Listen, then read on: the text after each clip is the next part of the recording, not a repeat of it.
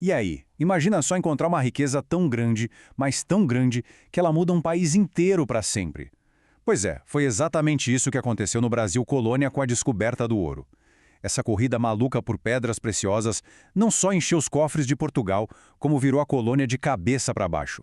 E é sobre essa reviravolta que a gente vai conversar hoje. Parece até exagero, né? Mas como é que um simples brilho no fundo de um rio conseguiu redesenhar o mapa, a economia e a sociedade de um lugar gigante como o Brasil? A resposta está numa série de efeitos em cascata.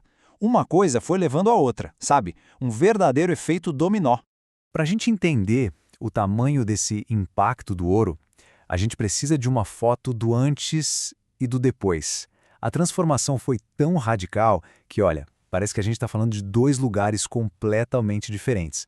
Então, o antes era assim, a vida acontecia toda ali no litoral. O cheiro no ar era de cana-de-açúcar e quem mandava eram os senhores de engenho. De repente, o ouro praticamente grita lá do interior. O centro de tudo se desloca para as minas e, junto com ele, uma onda de gente que vai fundar cidades onde antes não tinha quase nada. A notícia de que tinha ouro se espalhou como fogo, e a primeira consequência foi imediata: uma corrida desenfreada para o interior. Foi tipo a primeira peça de um dominó gigante caindo, sabe? E aí começou a derrubar todo o resto. E a escala disso, gente, é uma coisa impressionante. Pensa só, mais de 300 mil pessoas largando tudo para se mudar para a região das Minas. Eram portugueses, gente de outras partes do Brasil, milhares de africanos escravizados. Foi uma das maiores migrações daquela época. O centro de tudo no Brasil mudou de lugar, de verdade. E qual é a consequência de tanta gente se mudando para o mesmo lugar? Cidades, claro. Vilas como Ouro Preto, Mariana, Sabará, elas surgiram assim, de forma super rápida e muitas vezes bem desorganizada, bem no coração da região do ouro.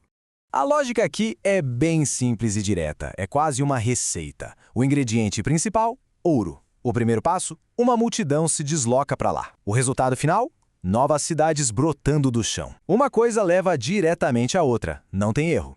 Mas olha, a mudança não foi só de lugar, não.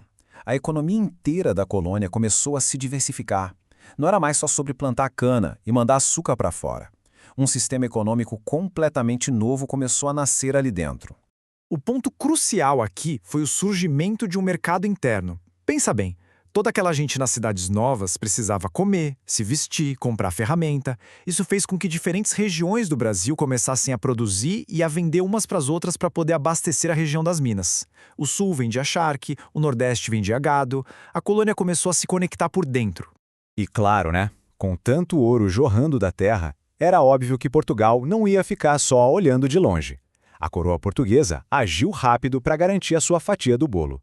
E isso significou uma coisa: apertar e muito o controle e a fiscalização sobre a colônia.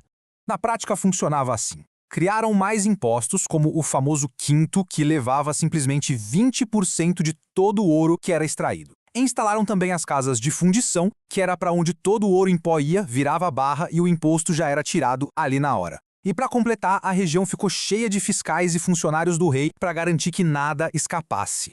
Olha, tem uma frase que resume isso perfeitamente. O ouro trouxe riqueza e desenvolveu o interior, sem dúvida, mas também aumentou a exploração e o controle de Portugal sobre o Brasil. Uma situação que, como a gente sabe, mais para frente ia gerar muita revolta. Beleza, a gente já entendeu a teoria, mas será que conseguimos aplicar isso? Vamos ver com algumas perguntinhas rápidas, bem no estilo que pode cair por aí nos vestibulares. Preparados? Bora lá! A primeira é de múltipla escolha. Presta atenção, hein?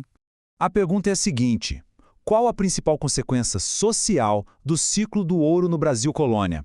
Opção A, B, C ou D? Vou dar um tempinho para pensar. A dica é: qual foi a maior mudança de gente e de lugar que a gente conversou? E a resposta correta é a letra C, o deslocamento do eixo populacional para o interior e a urbanização. A justificativa é exatamente aquela conexão que a gente viu. A busca pelo ouro foi o gatilho, a causa da migração em massa. E essa multidão de gente foi a causa direta do surgimento de novas cidades. Foi a maior transformação social do período, sem dúvida.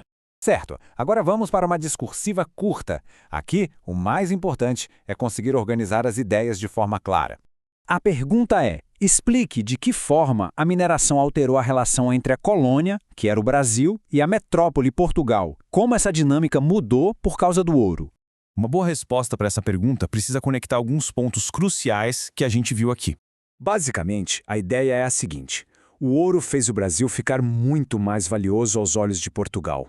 E qual o resultado disso? A metrópole apertou o cerco, aumentou o imposto, aumentou a fiscalização, criou todo um aparato administrativo para garantir que nenhuma pepita de ouro escapasse. A relação entre eles ficou bem mais tensa e, com certeza, muito mais controladora. E para a gente terminar, fica aqui uma reflexão. O ouro um dia se esgotou, o ciclo acabou, mas e o que ficou? Pensa comigo, de que forma aquele deslocamento de gente para o interior, as cidades históricas que existem até hoje em Minas Gerais e até essa mentalidade de controle sobre as nossas riquezas, como tudo isso ainda influencia o Brasil que a gente vive hoje? Fica aí a pergunta para a gente pensar. Valeu e até a próxima!